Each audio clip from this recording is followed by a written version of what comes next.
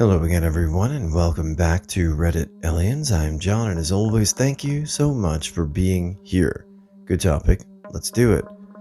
What horrible thing happened to you as a child, but you didn't realize how bad it was until you were an adult? Please remember to like, share, and subscribe.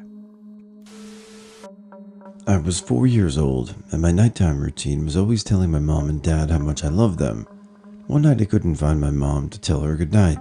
I searched everywhere in the house, backyard, etc. Finally, 4-year-old me goes out the front door, looks around, and sees a person standing in the middle of a crowded street with cars zooming by and swerving around them. I started walking down the sidewalk to get a better look because I thought it was the weirdest thing. It turns out it was my mom. But what was weird is that she wasn't answering my calls. I started getting really scared because my mom was blind and had only gone blind in the past several months. I ran back to the house and got Dad because I was too afraid to go into the street to get her. It wasn't until many years later that I realized I had witnessed my mom attempt suicide by getting hit by a car. She was severely depressed due to having gone blind at the age of 34 and having 2 small kids. It makes me sad to think about it sometimes. She's better now, but still unfortunately blind. I live in the countryside in a farming town. Alongside the road my family lived on was a small concrete ditch. It was visible for about half the road, and then went underground for the rest of the road until it flowed out into a large canal at the end. I was a really thin and small kid. When I was about 9 or so, my sister and I, and some friends of hers, were playing in the small ditch to cool off. My sister thought it would be interesting to see if I could fit into the pipe that led underground. So, my 12-year-old sister and her friends held me by my arms and lowered me into the pipe until my hips were in. I could feel the rushing water pulling me in. I yelled at them to bring me back out. They did, and then we left. I didn't tell anyone about it for years, and when I finally did, they looked horrified. So yeah, if my sister had lost her grip, I would have gone underground and likely gotten stuck and drowned. Not to me, but there was a family of kids that were being severely abused by their mother and nobody did anything. As children, we obviously saw adults do nothing and thought it wasn't serious. One of them ended up drinking caustic soda when he was 12 in an attempt to kill himself. Looking back, I see that nobody protected those kids. Every adult failed them. Our babysitter died while she was watching us when my twin and I were 3. We had no concept of death and tried to wake her up. She had spilled water when she fell, and I still remember getting a dish towel to wipe it up, thinking she would be proud of how responsible I was being. I remember going to get our little toy pots and pans to bang together to make noise to wake her up. We had no idea what a heart attack was. It took me almost 25 years to realize that alcoholic parents aren't normal and other people have it different. Having a cluttered house and needing to spend a few hours carrying everything from the living room into my bedroom to make the living room appropriate for guests. I would sob and beg for it not to go into my room because I knew it would never leave, and the living room would get filled again with TJ Maxx bags and garbage we don't need. It turned out that a hoarded house isn't normal, and it made me a pretty awful roommate to my friends in my teen years. Mom took me along when she was buying drugs. It took me 30 years to realize waiting at a gas station at 6 a.m. on a Saturday wasn't a thing, and neither was driving way into the ghetto and having a friend drive around the block with us. It turns out, not everyone sleeps on their laundry and goes right to bed when they get home every day either. Living in an environment with addicts, having your head on a swivel and things going from 0 to 100 in 0.5 seconds is not normal. As a teenager, I turned to alcohol to cope, and that was the only tool in my toolbox. For most of my adulthood, I did not realize the severity of how bad I had gotten until I was in my 30s. My mom barely fed us when my dad was out of town. She only let me shower once every 2 weeks. She would tear my clothes off and lock me outside. She would randomly pull over, drag me out of the car by my hair and leave me to walk home, even if it was miles away and there was no safe way to get there. When I was a teenager, she would pull my hair until I fell to the ground and then kick me in the back until I wet my pants. I never had enough clothes, and getting underwear and a bra was always difficult. I thought I was a bad kid and deserved everything she did, until I grew up and my dad got early onset Alzheimer's. I saw her do all the same awful things to him and I couldn't stop it. I reported her to Adult Protective Services several times and asked her neighbors to report anything they saw as well. She cried and told APS her kids refused to help and she was overwhelmed, so they got free respite care several days a week. She would make the caregiver scrub the floor on her hands and knees instead of helping my dad. Finally, Dad fell down and hit his head in the exact spot in the house where she always used to knock me down, and he had to go to a certain hospital because it was the only level 1 trauma center in the area. I went in the middle of the night and told the ICU nurses about the abuse and neglect. I told the social worker at the hospital how my mom liked to withhold necessities because she liked seeing people offer up their suffering to the Lord. The hospital refused to discharge him back to his house, and he spent the rest of his life in various facilities.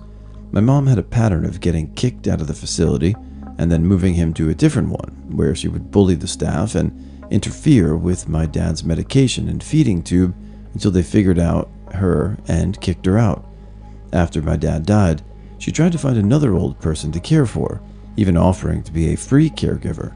She wants to move my sibling into her house because my sibling is severely disabled after several strokes. She insists she can get the sibling walking again if the sibling can't get any food unless they walk to the kitchen. Just absolutely horrible. I mean, in one regard, it's great that you found adults to listen and they kept your mother away from your father toward the end, so sorry though. My adopted stepdad punished me by forcing me to watch them shoot my dog. I was told he was going to do it about 10 hours beforehand, and he made me dig a hole out in our pasture. Evening comes, and he drags her out there, absolutely oblivious as to what is going to happen. He threatened to shoot me when I refused to go out there with him, so what could I do? I tried looking away, but he told me I'd have to watch or I'd get it too. So he held his rifle up to her head and pulled the trigger once, then a second time after she hit the ground. I then spent the next hour pulling her body into the hole I had dug and burying her. She was a Great Dane just over a year old. I was 11. Parents got the dog, but then passed the responsibility of her onto me because they were too busy to take care of her. I'm 17 now, but that shit still F's me up. I got out there a few years ago and was shocked that nobody else could relate to what I went through. About a year after my father was murdered, my cousin and I were molested by an older relative every time she babysat us. There are pictures and videos of me and her still being circulated by pedophiles over 30 years later. I didn't realize how badly it effed me up until I was in my 20s. It seemed so stupid to even be concerned about it after watching my dad die. I was 4 or almost 5 when she got arrested, and to me it was just another shitty week. In 4th grade, a bunch of 6th graders, after torturing it, threw a cat from high up and it landed right in front of me and died. I was never quite the same since then, and it took until early adulthood to realize certain aspects of myself were because of that event. My mom used to whoop my ass really bad whenever I did the slightest thing wrong. I was genuinely afraid of doing literally anything. As a kid, I didn't like taking baths because my mom wouldn't stop telling me every time that I stank, that I was a pig, that I was reeking of see you next Tuesday, that I was completely gross and unhygienic, and also because the shower was too loud for me. I thought I would drown. The sound was too overwhelming in my ears when I had to wash my hair, so I was crying really bad, telling my mom that she was going to drown me. She slapped my mouth so I could shut up and stop moving, but she slapped me so hard that my mouth was bleeding. I couldn't do anything more besides bow my head and cry in silence as I was internally panicking because of the sound of the water while seeing my blood flowing through the shower drain. It was so normal for me to be beaten up, as well as the typical wait till we get home and you'll see, and getting beat the shit out of me for talking when I shouldn't. That it was really weird for me when I'd go to friends' houses and see their moms talking to them with respect and not slapping them. Huh? Her mom doesn't slap her or scream at her? Why? Is it because I'm here? My mom also slaps me in secret, so if I'm not here, she will definitely slap her, yeah. My father was more gentle, but they were divorced and would visit us once every couple of weeks. I would call him, and he was so gentle and caring at washing my hair, like he was afraid of hurting me if he used more force, contrary to my mom. This was interesting to read because there was some behavior in the household I grew up in where you'd go to other homes and realize, oh, that isn't normal. So, sorry. My mom divorced my stepdad when I was around 7, and 6 weeks later, she was moving into her own partner's house up the street from our house. We had a dog that I've had since I was tiny, and her new partner had a dog. They didn't get on. So my mom left the dog in the now abandoned house alone.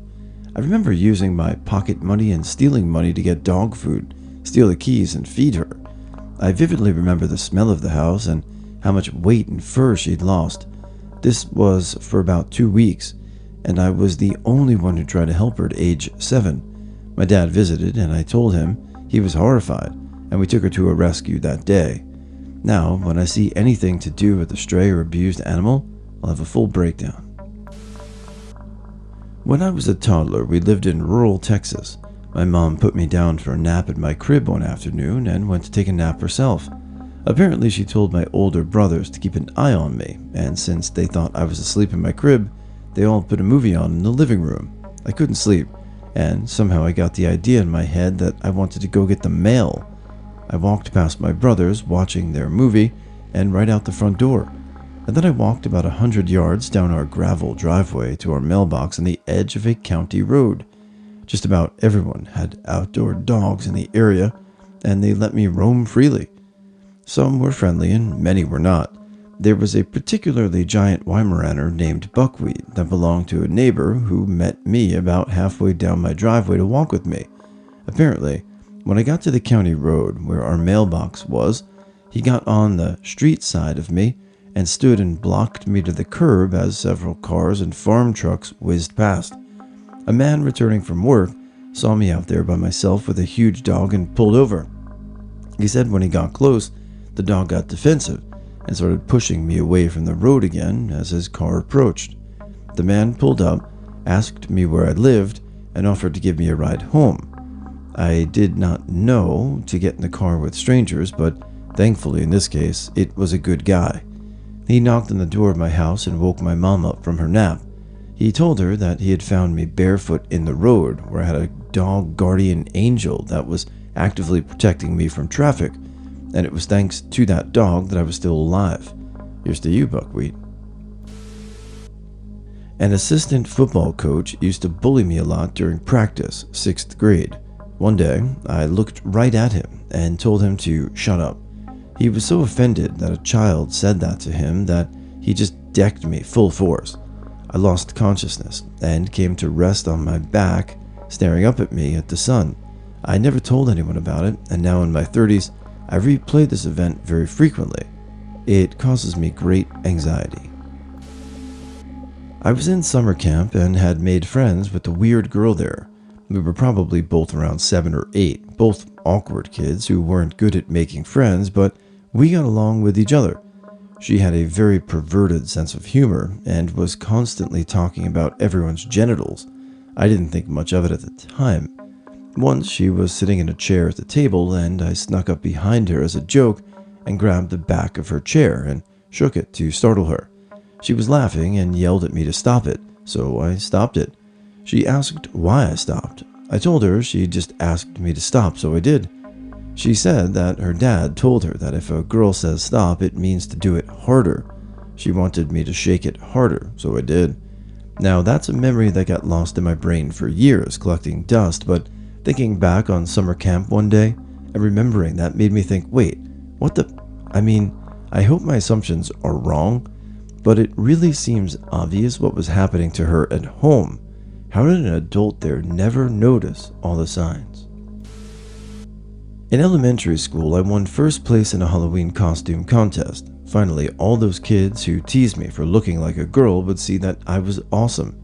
My parents helped me make my cat in the hat costume for like a week.